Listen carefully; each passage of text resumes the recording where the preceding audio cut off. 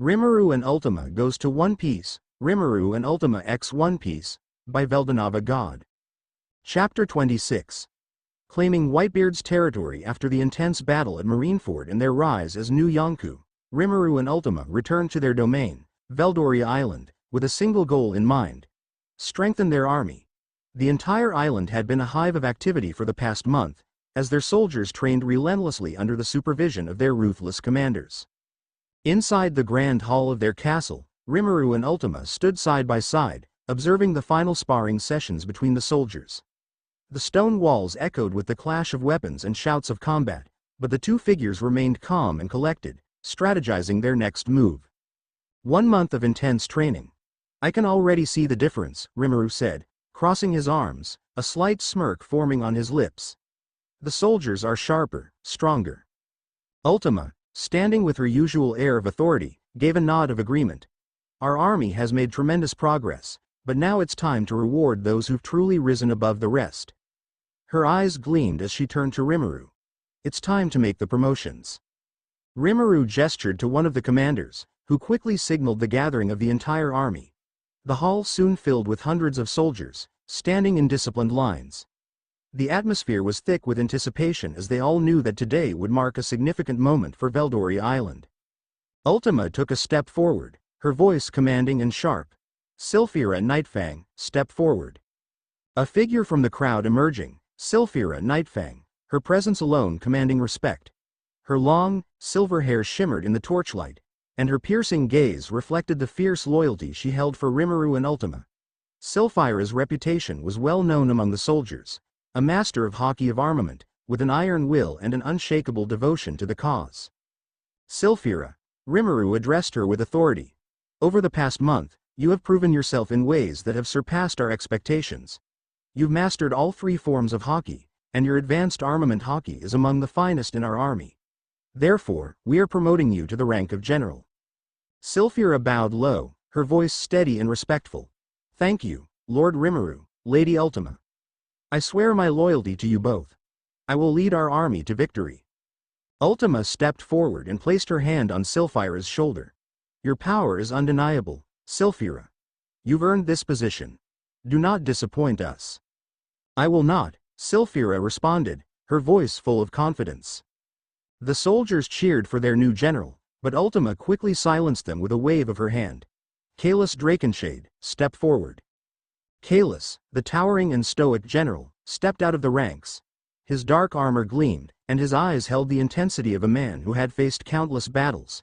He had been Rimuru and Ultima's most trusted general for years, but today marked the recognition of his growth.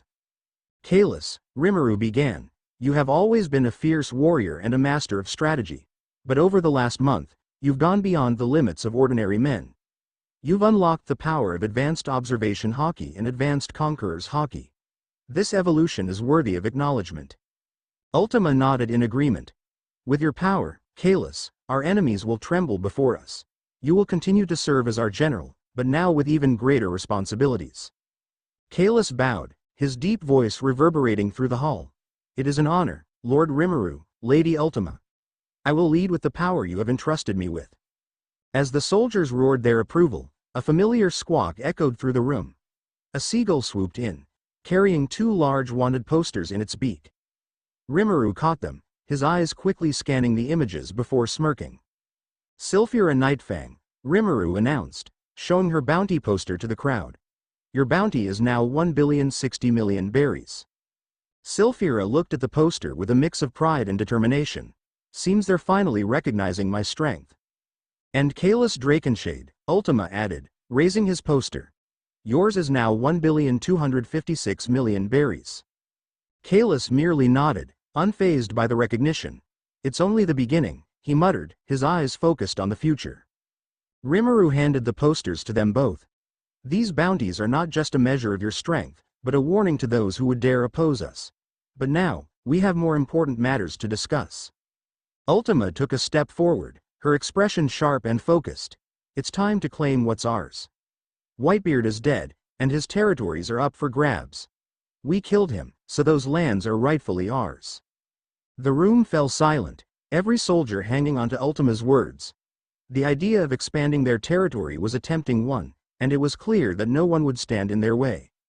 "We'll take the territories by force if we have to," Rimuru said with a grin.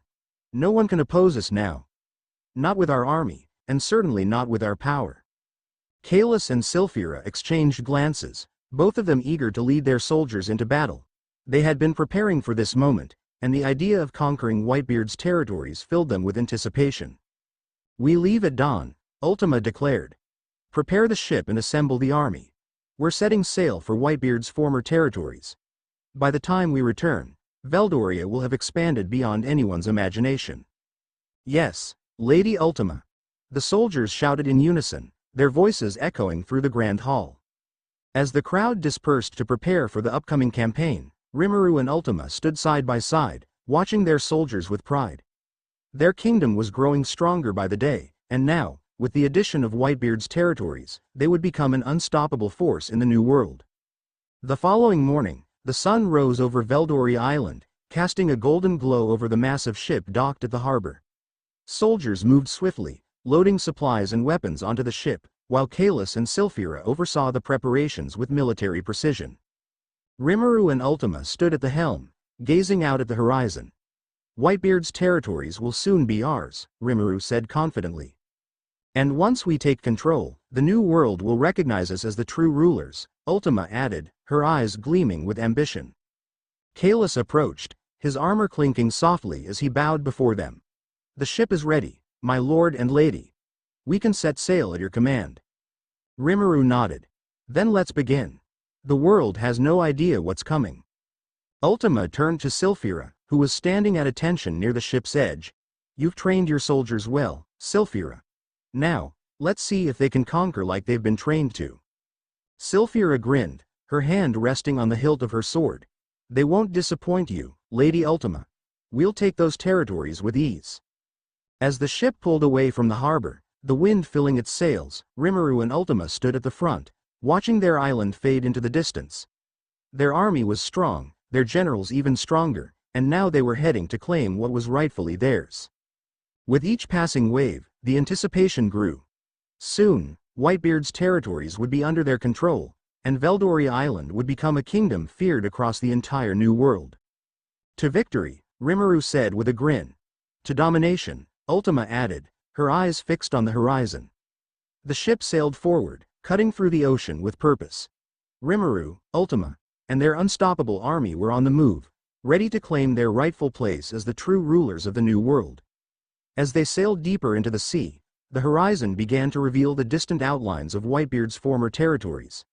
Their conquest had begun, and nothing would stand in their way.